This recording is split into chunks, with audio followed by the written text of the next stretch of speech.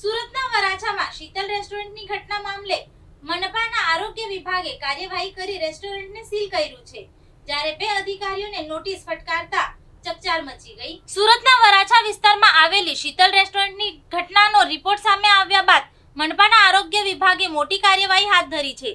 રિપોર્ટના આધારે આરોગ્ય વિભાગની ટીમે તપાસ કરી શીતલ રેસ્ટોરન્ટને સીલ કરવાની કાર્યવાહી કરી છે।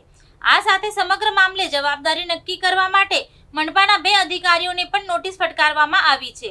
અધિકારીઓ પાસેથી ઘટનાને લઈને ખુલાસો માંગવા આવ્યો છે।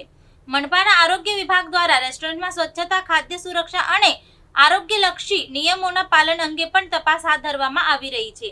નિયમોના ભંગ સામે મનપાએ કડક વલણ અપનાવ્યું છે અને જવાબદારો સામે જરૂરી કાયદેસરની કાર્યવાહી કરવાની તૈયારી દર્શાવી છે। આ કાર્યવાહી બાદ રેસ્ટોરન્ટ સંચાલકોમાં પણ ચકચાર જોવા મળી રહી છે। મનપા દ્વારા નિયમોનું ઉલ્લંઘન કરનાર સામે કડક કાર્યવાહી કરવાનો સંદેશ આપવામાં આવ્યો છે।